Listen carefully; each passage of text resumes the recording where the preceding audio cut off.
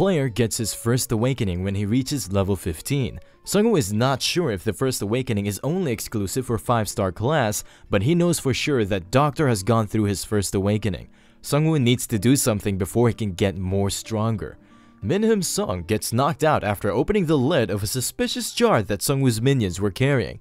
Hanho gives him a potion to heal him up. These jars contain purified breath of the abyss and they were crafted by the scientist. Once someone opens it, breath of the abyss will be released from it. Seongwu tells Minhum Song that these are his spoils of war, and he advises Minhum to not touch them again. The Liberation Guild has assigned Minhum Song as an assistant for Seongwu. Seongwu and his party members are sure that he was demoted. That's why they assigned him to Seongwu. Minhum tells them to head inside a building where the Liberation Guild is gathering the information that Seongwu requested. On their way, Hanho informed Seongwu that when he died, Ji Soo-yoon became very sad and she started crying like a child. Ji Soo-yoon hates Hanho because later he kept teasing her about it. On the other side, the prosecutor is still thinking about how he messed up during the boss raid. The public opinion about him has gone down the drain and everyone is blaming him for their loss. Most of the powerful players are now part of Seongwu and Righty's fan clubs. The prosecutor has a promotion-type exclusive quest. He needs to train 30 Crusaders up to level 10. As a reward, he will receive his first awakening and he needed to complete this quest before the world tree could mature. Through some investigation, the prosecutor learned that awakening quests are only given to players with 4 or 5 stars. That is why he needs to complete it as soon as possible, or other 5-star players will take over him. 6 of his Crusaders died during their last raid, and he has only 14 Crusaders left. He is not sure how he can train 60 more Crusaders up to level 10. It is a difficult task, but Seongwu already achieved his first awakening, and the prosecutor cannot give up now. The prosecutor summoned all of his guild members outside his office. Prosecutor tells Minhwa Song to assign members for a hunting team, and they will start hunting the next day. Minhwa Song and the other Crusaders advise against it because they need time and people to restore their station to its former state. Prosecutor reminds her that other players will get stronger in that time and they will suffer more with the next attack. Seongwu will take care of the Evolution Society for them, which is their biggest threat, but they need to become self-dependent in the future because they have the strongest guild of Korea. Meanwhile, on the other side, Minhum Song introduces them to the guy who was gathering information on Sosadong and Bomgye Station. He informs them that an Ogre Champion boss raid was in Sosadong, but once the second chapter started, the Ogre Champion was missing and no information is coming out of Bomgye Station. Seongwu guesses that it is now full of black fog and zombies and the information gatherer asks him how he knows about it. He shows him Hanho, who is the biggest cell phone addict in the world, gathering information. Hanho informs Seongwu that their town is safe and he already contacted Taesong and told him to stay in the safe zone and never come out. According to a post about Bomgye Station, it advises player to not approach it because it's filled with toxic gas and zombies.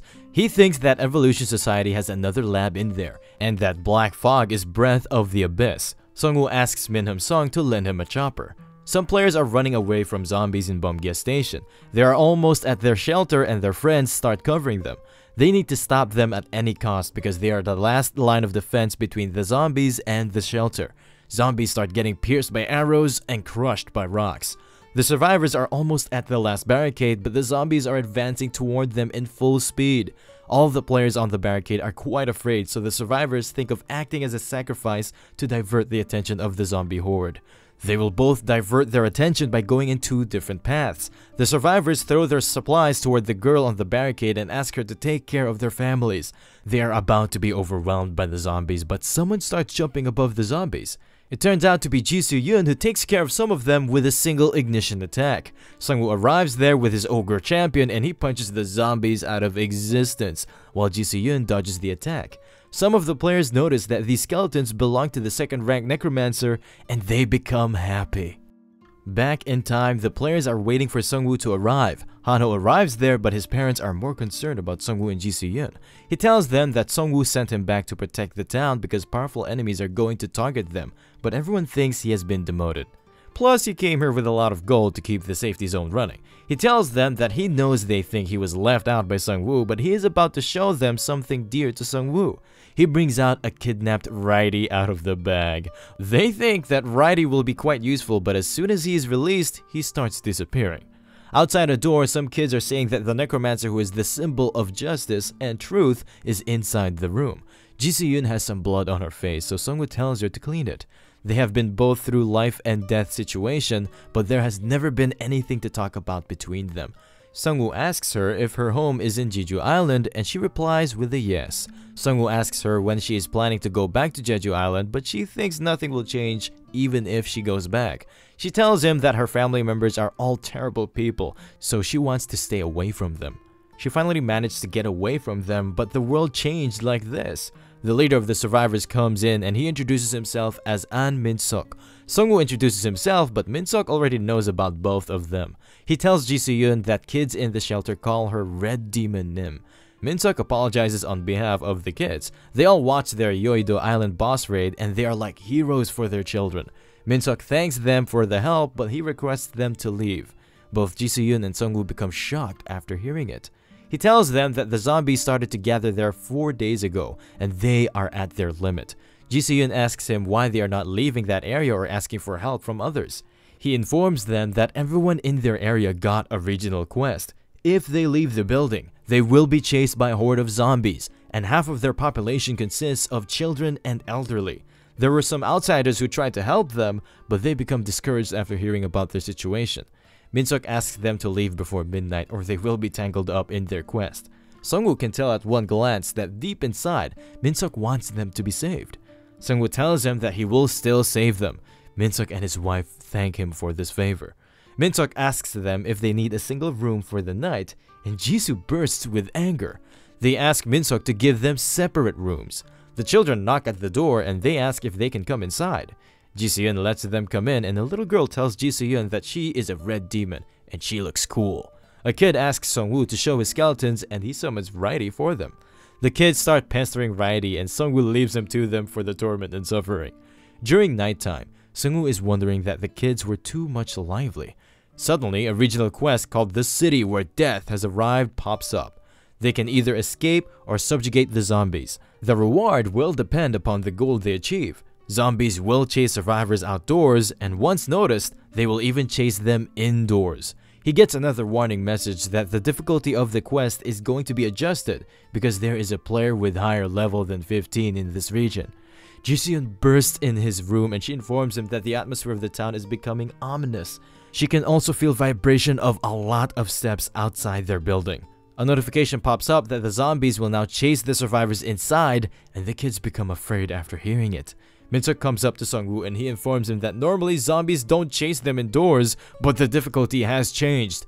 Seongwoo tells them that he knows the difficulty has increased and he thinks the system is toying with them, but they are gonna survive through this. Min-seok tells the other players to send the non-combatants to the rooftop because they can take care of zombies, but if ghouls arrive, they will not be able to hold them back.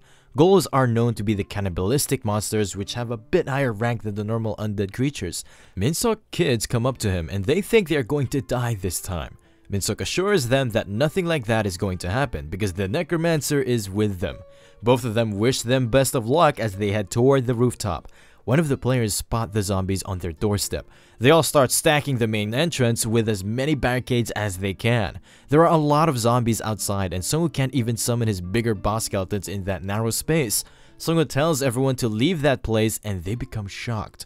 He further elaborates that nothing good will happen by fighting in such a small space and they will become exhausted after fighting for a long time in this narrow passage. Seongwoo can't use corpse explosion on those zombies or their path would have been cleared with ease.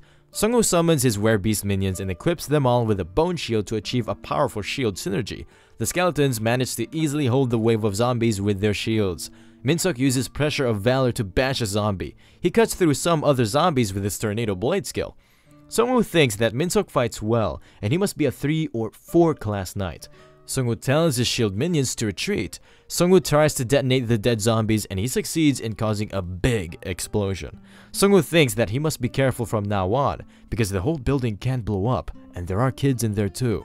More zombies start gathering right outside the building. Seongwoo heads outside the building and he summons the Drake along with Righty, which activates Weakened Spirit in their area. They both start clearing the front area of the building. Seongwoo tells Min-seok to evacuate the people from the rooftops, and Min-seok informs him that they have 2 buses prepared in the underground parking lot. One of Seongwoo's minions gets destroyed by the zombies. Seongwoo is saving Call of Death and Grim Reaper's Scythe for later, but if this fight drags on, it will be disastrous for them. Seongwoo tells Ji Soo-yeon that it's her turn now. Ji Soo-yeon equips a purification mask created by Lieutenant Kim, and it is coated with a potion. She immediately starts cutting the zombies with ease.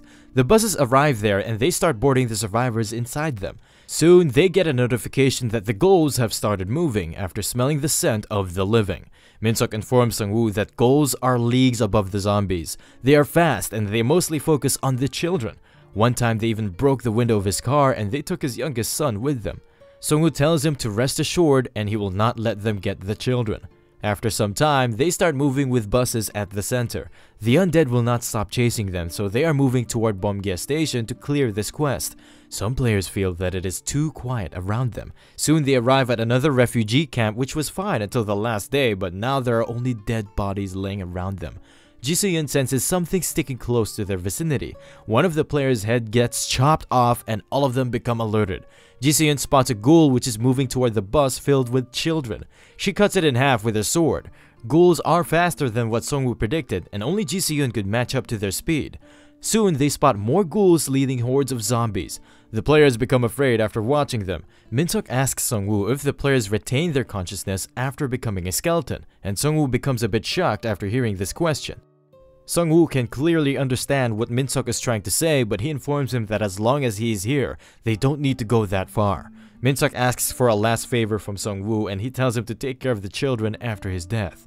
Even the wandering Drake can't hit the ghouls because they are too fast for him. Min-seok orders his player to shoot crossbows and fireballs at the ghouls, but they easily manage to dodge all of their attacks mid-air. One of the ghouls reaches the top of the bus, but he gets pushed back by one of Seongwoo's minions. Ghoul tears the minion into two with his bare hands. Min-seok gets rid of the ghoul by using a holy skill on him. A ghoul appears behind him and tries to do a sneak attack on him. Min-seok manages to block the attack of the ghoul with his shield. He cuts some of them with all of his might. Seongwoo revives the ghouls with his ability and he tells them to calm down because he will take care of everything from now on. Seongwoo has summoned the Grim Reaper Scythe and he can revive the dead minions as many times as he wants until 1 hour. He was saving it for later, but the situation is looking grim right now. A notification pops up which informs Seongwoo that these ghouls were under the control of another master, but after getting revived by him, their link to their previous master has been severed. His ghoul minions keep killing the ghouls and he keeps adding them to his collection. Min-seok is also motivated and he is cutting through the ghouls. Seongwoo thinks if they disregard each player's skills, then Min-seok is on par with the prosecutor. Only Jisoo, Seongwoo, and Min-seok are the ones who can fight against the ghouls, and other low-ranked players are still getting killed by them. The Drake and the Ogre Champion are taking care of the zombie hordes and they are not even fast enough to fight against the ghouls. These players are determined to fight till their deaths because the lives of their family members are on stake. Seongwoo needs to get more stronger because this game is evolving with each day. A ghoul makes it up to the gates of a bus and a werewolf minion tries to stop him, but he easily gets pushed back. An old man tries to stop him, but he also gets killed by the ghoul. Min-seok tried to use his ranged skill, but it is still on cooldown, so he plunges toward the ghoul with his sword, but both of them get thrown down the bridge. Seongwoo rushes down to save him, but his situation is not looking well. Seongwoo tells him that he will go and grab a potion for him. Min-seok stops him as he knows a mere potion is not enough to save him. Min-seok tells Seongwoo with his last breath to use his body to protect the children. Seongwoo receives a personal quest as certain conditions have been met. He can save or neglect the dead by making the knight into a skeleton. After he can assure the safety of the family of Knight, he will receive his ever-strong loyalty and this choice will affect his destiny. Seongwoo is pissed at the system because it is almost a similar quest to the one he received after the death of the professor in the college campus. Seongwoo has no other choice but to revive Min-seok. After death, Min-seok's consciousness appears in an empty space and he thinks he is in the afterlife. A Grim Reaper appears which informs him that that is not the case. Even if it is not the afterlife, he is still dead, and he can't see his family ever again. Something starts happening to his body, and the Grim Reaper informs him that the Necromancer is turning him into an undead. The Grim Reaper tells him to leave everything to Seongwoo, and he has nothing more to be worried about as his memories will be wiped out. Min-seok starts crying, and he requests the Grim Reaper to not take away his memories. The Reaper tells him to leave those lingering feelings behind because someone stronger than him will protect his family. Min-seok tells him that he's the head of the family, and it is his responsibility to protect them. On the outside world, Seongwu gets a system message that he has established a contract with the Death Knight. The memories of the Knight will be maintained, and he can be taken into Seongwu Horde once certain conditions are met. Min-seok talks to Seongwu, which proves that he has maintained his will. Min-seok is the most unique undead Seongwu has seen up until this point. They both head back up to finish off the ghouls. Some ghouls try to jump at Ji-seon together. She cuts through them like butter with her ignition sword. A player thanks her for the help, but he informs her that the path near the bus is getting overwhelmed by the ghouls. She tries to save other players who are about to be overwhelmed by the ghouls, but they tell her to leave them and save the people on the bus. Another ghoul makes it into the bus, but he gets chopped into two with a single slash. Death Knight was the one who chopped the ghoul. More ghouls start surrounding him. Death Knight is one of the top-ranked undead, and he can feel the feelings of fear, discomfort, and jealousy toward him. Seongwu had already equipped him with the masterless sword. He starts rampaging through the ghouls with ease, and the time limit for egg hatching also gets lesser and lesser as he cuts through the monsters. The players think of him as a new powerful skeleton, and the ghouls start retreating for some reason. Death Knight uses a skill to bind the ghouls. After that, he cuts them with ease. Seongwu is a bit relieved as he thinks giving him the masterless sword was the best decision. Seongwu looks through the Death Knight stats. He is a level 12 undead knight with both undead and a knight attributes. He has two skills. One is called Chains of the Abyss, and the other one is Exploit Life Energy. Ji-seon comes up to Seongwu and informs him that they have taken care of the ghouls. Ji-seon inquires about the new Death Knight, and Seongwu tells her that he will explain it to her later. They want to take a break, but they cannot stop until they reach Beomgye Station. Plus, it is now their turn to attack the people who are pulling strings behind the scenes.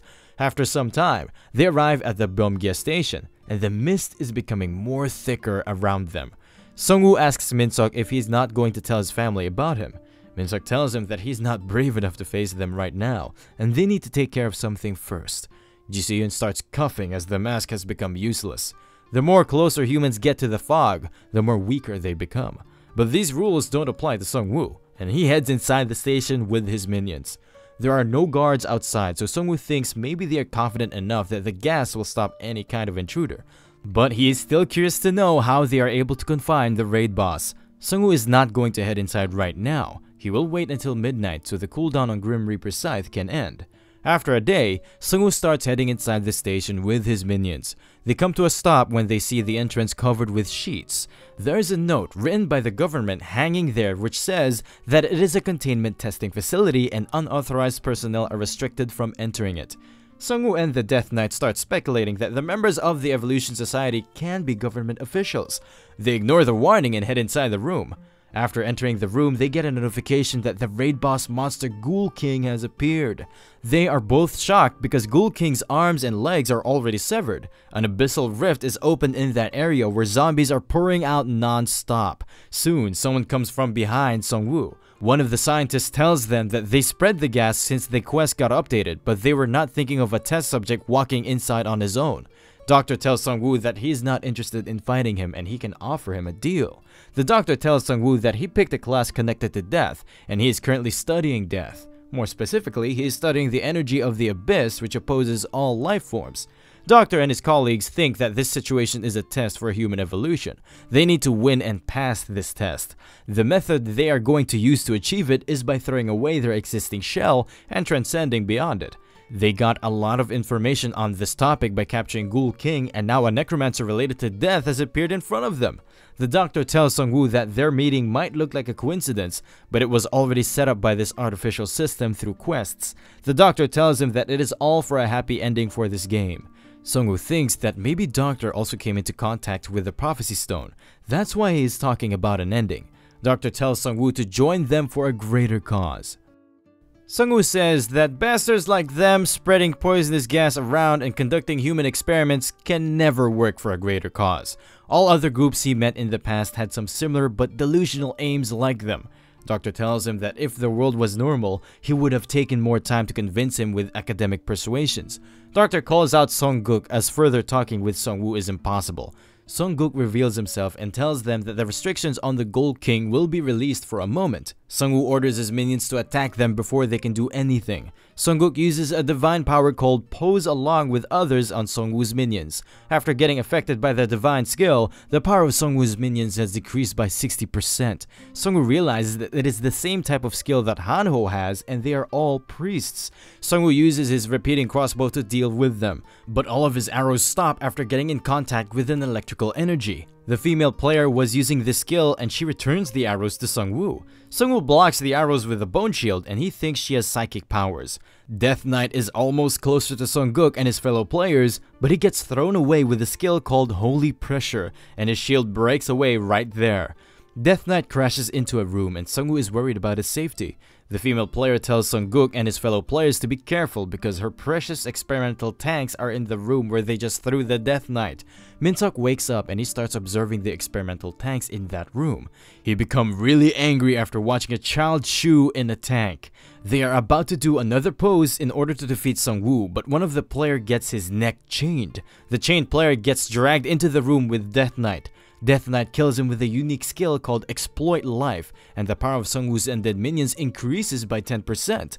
Death Knight has become enraged after watching the experimental tanks and he's determined to finish them all. Seongguk is not phased in any way, and they use another divine skill with Pose which is about to hit the Death Knight, but Seongwu creates a bone shield for him. It activates a hidden synergy which cancels out every single abnormal status, and it requires only a Death Knight and a shield made by a Necromancer.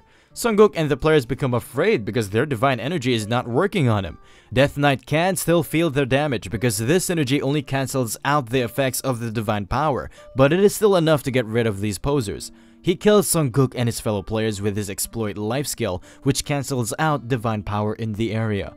Seongwu's ghouls start finishing off the remaining players. Death Knight goes for the female player as she is the owner of those tanks with human experiments. She desperately attacks him with her telekinesis skills, but Death Knight blocks them all. Death Knight remembers the shoe he saw in the experimental tub belonged to his missing son, Hyunjun. He cuts her in half with a single slash attack. Seongwu receives 12,000 gold for defeating her, which confirms that she was a level 12 player.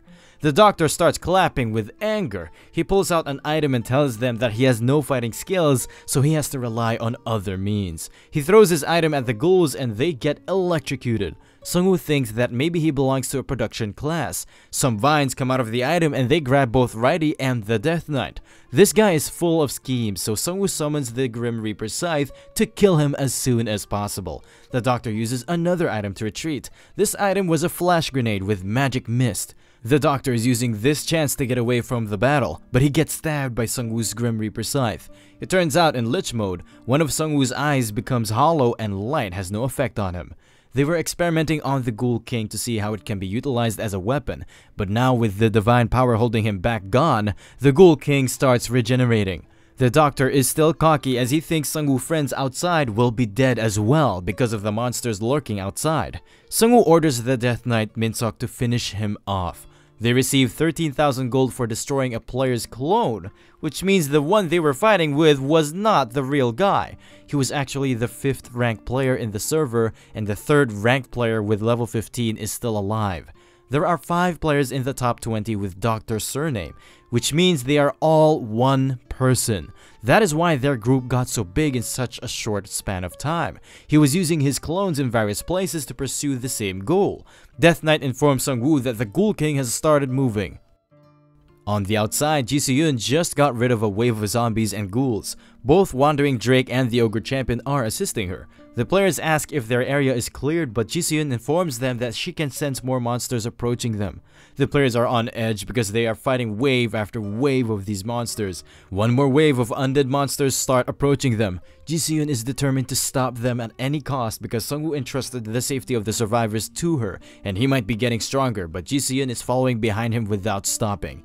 With that said, she starts rushing toward the center of the horde. The number of skeleton minions is dwindling as well because Seongwu is not here to revive them again. But suddenly, one of the minions who just died revives. Ji Se-yoon realizes that Seongwu must have used his Lich transformation skill and she needs to use this chance to push back the undead. Ji Se-yoon is cutting them left and right as she's determined to become stronger. The players start saying that the red demon Jisoo, who is the lover of the Necromancer, is quite strong. Jiseon becomes red after hearing those gossips about her and Seongwu. Some ghouls jump over and they start going directly for the buses. Jiseon can't give them backup as she's busy with some other ghouls. They are about to get inside one of the buses, but their necks get chained with the Death Knight skill, and they get cut down by him. Death Knight asks the kids if they are alright. His kids recognize him by his voice and they start crying. They think their dad transformed into skeleton temporarily. He tells them that Seongwu helped him to transform for a bit. The kids start praising him and they say they want to transform into skeletons too. Seongwu comes out and he praises Jiseon for her hard work. Jiseon tells them that they are the ones who defeated the boss monster. In the past, they were ready to defeat the Ghoul King after he recovered, but he fell down on his own after coughing a lot of blood. They thought the Ghoul King was going to die soon because they experimented on him too much. They finished him off with ease as he was unable to fight back, but Seongwu tells Jiseon that it was a very difficult fight and they barely managed to defeat him. Another notification pops up which tells them that second chapter when faced with destiny has came to an end. The notification window informs them that an urgent balance patch is needed. It also commends the survivors of the Korean server for their extraordinary instincts, and they cleared all this within a short time span. A list of raid boss monster kills gets published.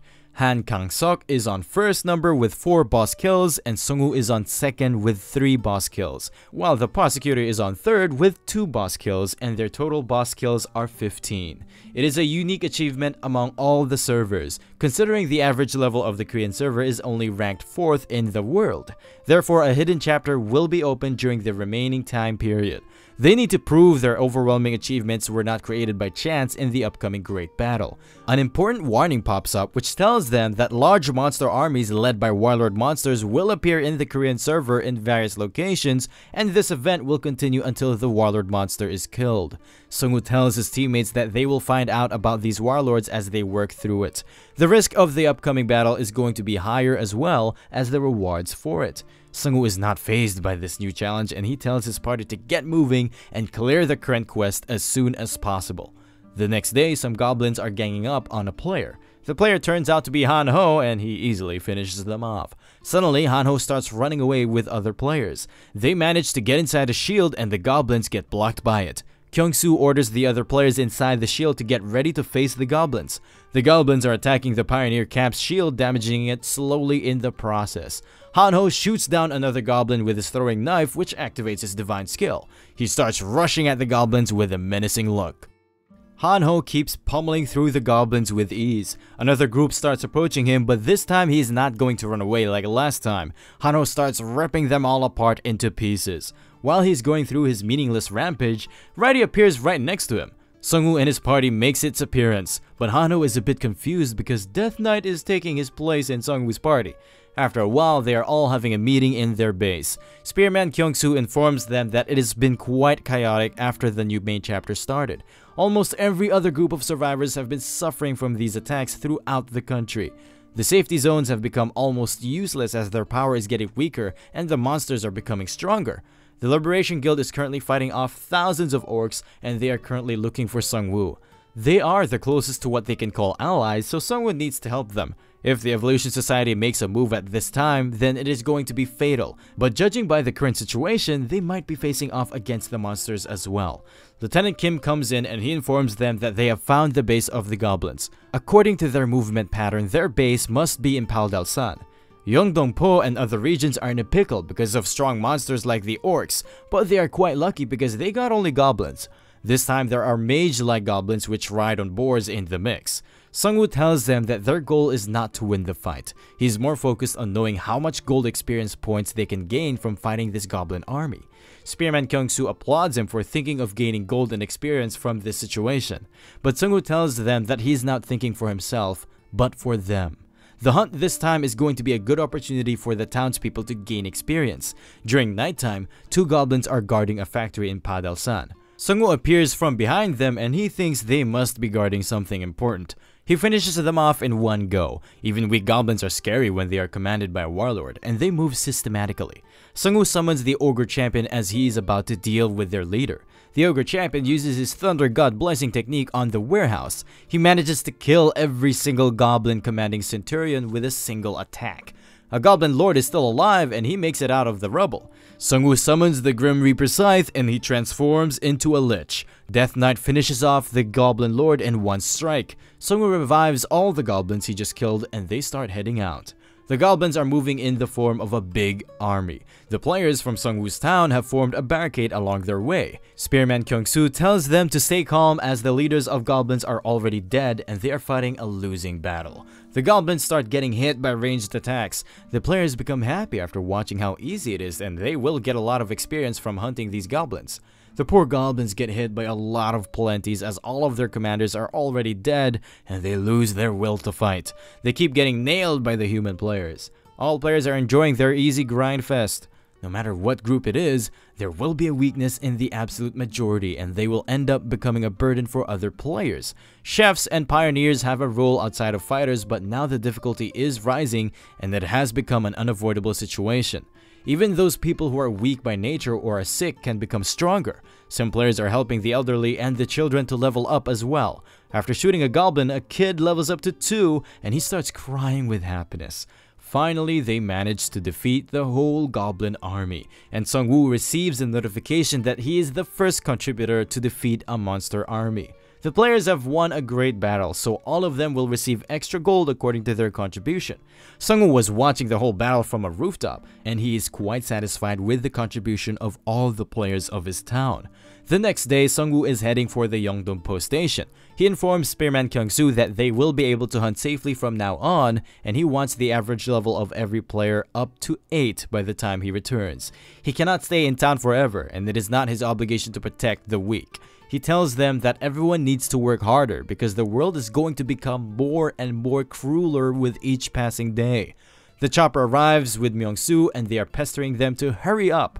Seongwu tells them it is time for them to help out their allies of Liberation Guild. The next morning, some buses are moving together with Crusaders. The prosecutor inquires about the situation of all the monster armies that have appeared from his men. One of his men tells him that he will be able to see the northern border in a moment. He is using a mid-ranked magic drone to scout ahead.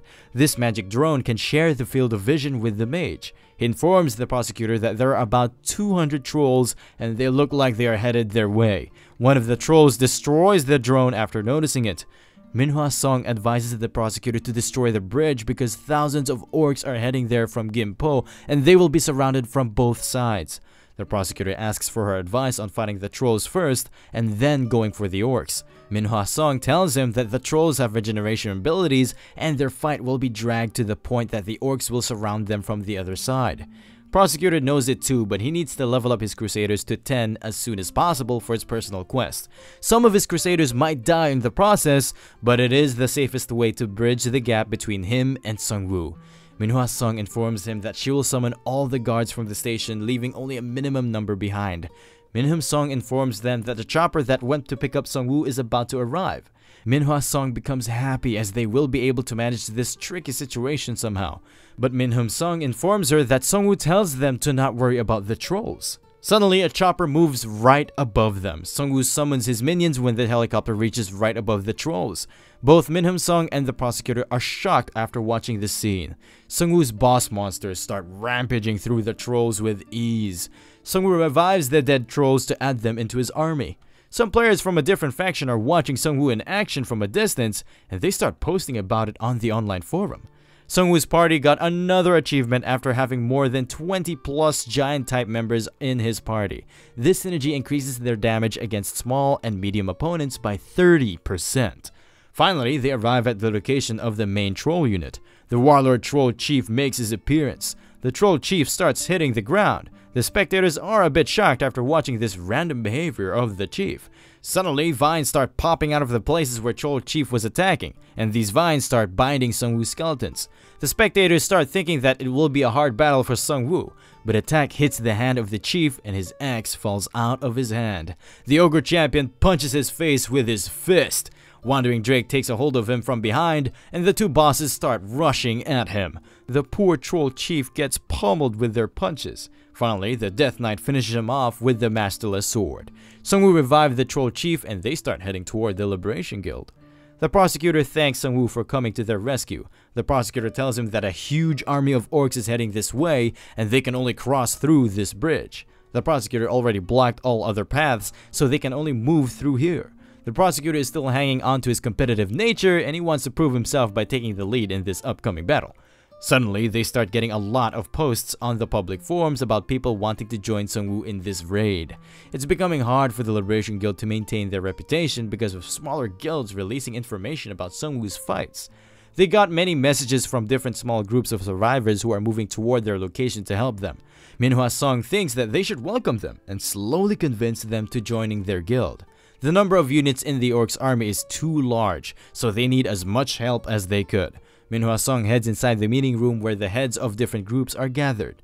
Manhwa Song starts the briefing. Their guild has blocked most of the bridge, but all of their guards are deployed there and they are monitoring their enemies through magic drones. All group leaders are piercing Seongwu with their gazes. A crusader bursts inside the room and he informs them that a survivor flew over from the west and the thing she rode was quite unusual. Seongwu thinks that even the Liberation Guild has limits when it comes to helicopters, but now something unusual has appeared. Since everyone is curious, prosecutor tells them that they can all come along to meet her. Seongwu becomes shocked after watching this unusual ride with their very own eyes. This unusual ride is a tamed griffin monster, and it is a bit agitated. A female player closes its beak and she tells them that this griffin is a good kid and it won't attack anyone. The griffin rider asks the prosecutor to help her. She informs them that a few hours ago, a large number of Chinese players landed in Manhwa and Seongwu becomes shocked after hearing it. They move to a tent and the female player starts briefing them about their current situation. They live on Gyeodong Island, which is a small island connected to Manhwa Island by land. The players from Manhwa Island set up a small safe zone in Gyeodong Island. It is completely safe as long as they take care of small number of monsters there and set up a blockade on the Gyeodong Highway. They have strong players on the island, but they decided to live quietly. A few hours ago, pirates landed on Gyeodong Island. They have dozens of fishing boats alone. The islanders tried to resist them, but they were defeated by the pirates, and their escape route through Gyeodong Highway was seized. The prosecutor asks her if she knows the exact number of the pirates. The female player informs him that there are probably more than 1,000 of them. The other leaders think that China has a large population, so their player numbers can be high and they can also invade their country. Manhwa Song thinks that is not the case and these are just mere pirates just like the raiders in their own country. Seongwu tells them that these types of guys are the worst in this kind of situation and they come rushing in when they find a weakness. All other group leaders agree with Seongwu. Manhwa Song tells them that they already have their hands full with the Orcs invasion. An Sok-gu asks her what will they do if the pirates ride up the Han River and attack them from behind while they are dealing with the Orcs. The prosecutor informs them that they will be dealing with the Orcs only for now. They will set up a reconnaissance unit for observing the Han River and they will know right away if the pirates decide to attack them. The female player becomes shocked after hearing it and she gets down on her knees as she has lost all hope. Seongwu tells them that he has another option for this situation.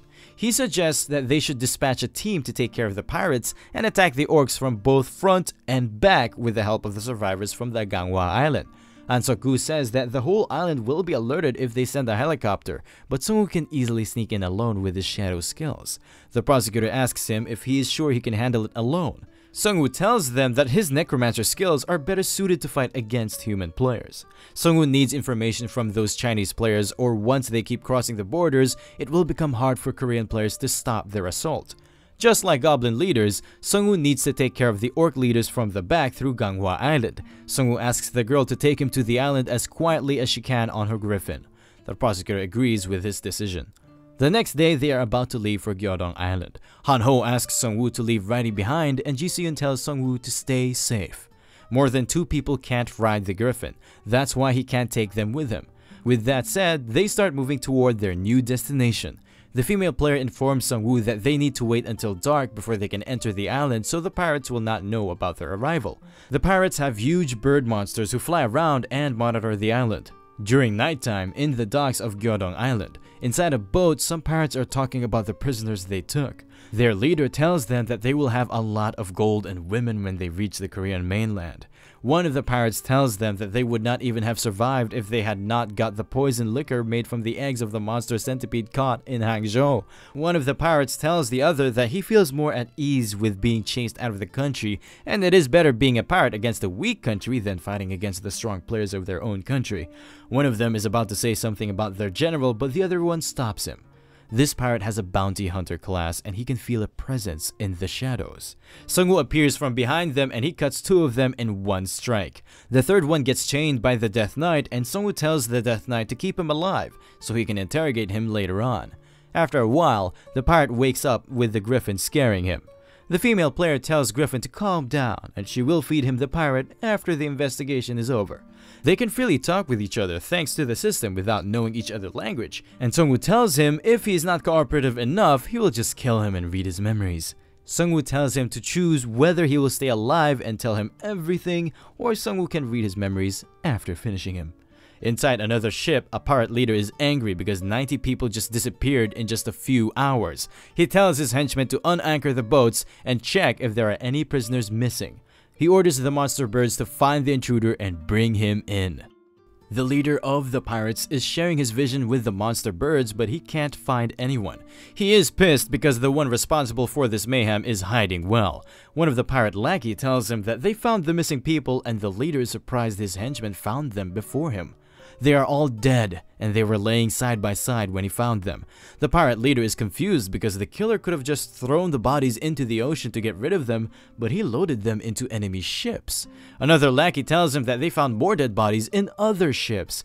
They are closer to another boat with dead bodies, but suddenly all ships start getting destroyed one after another. They are confused after watching it as they have no clue how the boats exploded.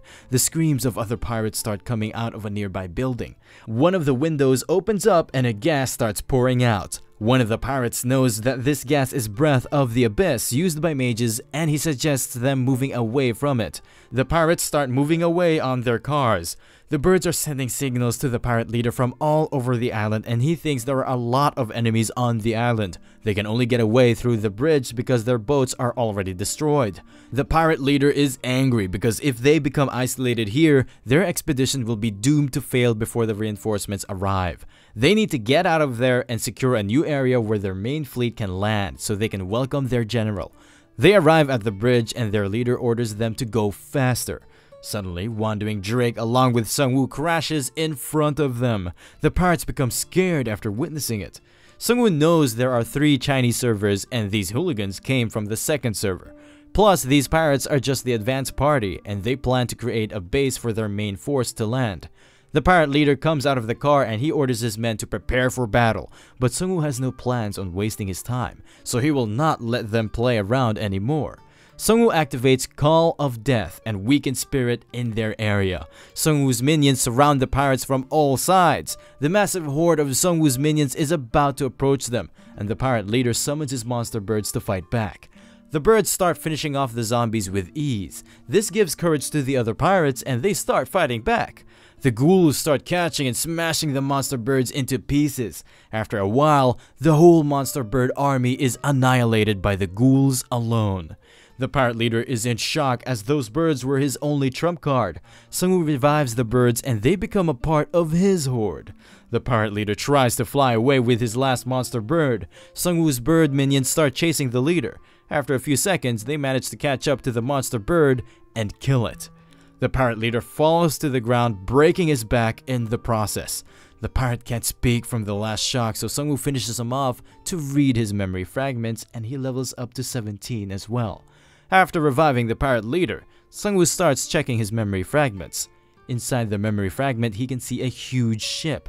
The ship crew seems to be well disciplined with everyone wearing proper uniforms.